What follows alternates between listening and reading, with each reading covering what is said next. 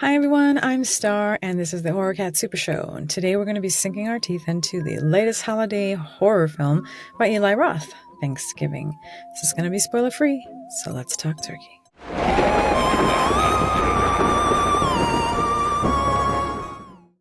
This film is based on one of the 5 mock trailers that was sandwiched in between the 2007 Robert Rodriguez and Quentin Tarantino double film feature, Grindhouse.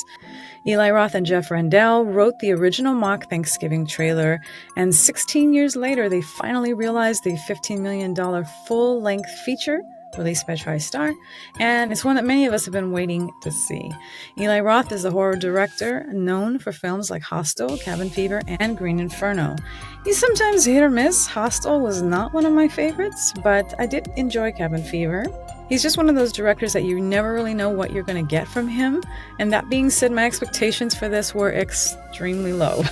Side note, if you have not seen the other 4 Grindhouse trailers, you can catch them here on YouTube. I will try to leave a link below because they are definitely worth seeing. For one, they're awesome. And secondly, because 3 of those 5 trailers have now been made into films. And maybe this will encourage the other 2 to get on this ASAP. So Edgar Wright and Rob Zombie, we are talking to you two. The main genre and subgenre that we're going to be dealing with this film here are slasher, holiday, revenge, a bit of body horror, and a bit of splatter, which Eli Roth is known for. If you've seen Hostel, you know exactly what I'm talking about. So this is pretty consistent with most of his filmography. So let's get to the synopsis of the film. A Black Friday tragedy befalls a group of people in the town of Plymouth, Massachusetts.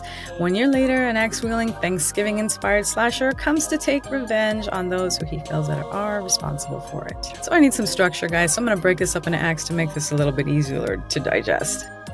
Act 1 starts out really strong. The tragic events unfold pretty quickly within the first 15 to 20 minutes of the film, and so you're not waiting really long for things to start to get going. Some main and supporting characters are introduced here. My girl crush Gina Gershon was in this, and I was very happy to see her. You get McDreamy, Patrick Dempsey, and the jovial Rick Hoffman with that fantastic smile of his. And I know some people were kind of concerned about Addison Rae being in this, but honestly, she wasn't a main character, and she wasn't on screen all the time. And when she wasn't annoying at all. And the whole cast kind of clicked for me. I believe that these people were friends, so it didn't seem to be a problem. Act 2, we start getting into exposition, and this is where it kind of starts dragging just a little bit. Nothing really distracting, but they probably could have cut like 7 to 10 minutes off this to move the movie along. The film is about 1 hour and 45 minutes, and I do think that a sweet spot for a horror film is somewhere around 90 minutes. So you're going to feel a bit of that 15-minute overrun here in this part. It's a basic horror formula, and they bring in the standard horror tropes, but still doing a really good job and keeping you interested enough in unraveling the mystery of who the killer actually is, while suspecting everyone in this film.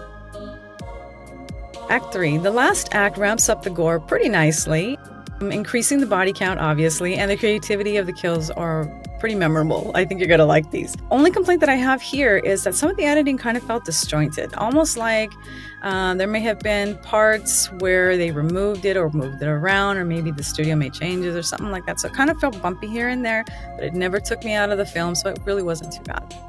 The final showdown happens, the killer is revealed, the motive is revealed. The ending was okay.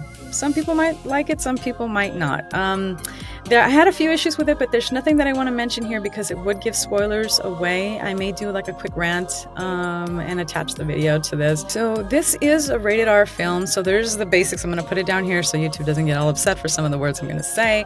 But there's nothing super excessive in any of those things in this movie, considering that it is an Eli Roth film.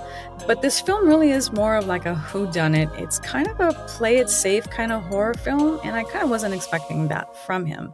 There's a bit of body horror in here, and that you get a lot of squeamy things. So if you're squeamy, you might want to be aware of that. Ears, toes, feet, stuff like that. And there's definitely a consumerism message here and the corporate greed of stores being open on Black Friday. The store itself is a parody of Walmart and the Black Friday rioting and atmosphere that we've seen a lot online. And there were some guns up in here. There was a father and son gun shop, and one of the sons was trying to sell the teens out of their truck. And, but this is Massachusetts, so I don't know, is that normal? And our Thanksgiving slasher uses different weapons, not just an axe. So Eli Roth is known for being a horror connoisseur, and it shows in this film. I've heard a lot of people talk about the film and the cast having a real Scream-like vibe, which I can see, but I was really feeling more like an homage to the 70s and 80s holiday horror films like My Bloody Valentine, April Fool's Day, New Year's Evil, and then it wasn't overloaded with the kills. It didn't have a ton of kills. But when they did come out, it was big fun and they were pretty memorable. So I gotta say, even though with my low expectations, I was really pleasantly surprised. Definitely worth the price of admission. This movie never takes itself too serious. The humor's all in the right places. Eli Roth knew exactly what kind of movie he was supposed to make based on the original mock trailer. And this is exactly what he gave us. It's campy, it's fun, it's entertaining. I think he totally nailed this. I, for one, am glad that this film finally got made. We have a solid Thanksgiving holiday horror film. And until someone else makes one that's just as good, I think Eli Roth is going to own this holiday with this movie, and good for him. It's actually one of his better films. So I'm actually going to give this an 8 out of 10. It was entertaining. I'm definitely going to recommend it if you're on Thanksgiving break and you want to unwind for a bit and go to the movies. And check this out in the theaters and just enjoy the mayhem. So drop a comment below if you have already seen Thanksgiving. Let me know what you think about it and start a little discussion in the comments.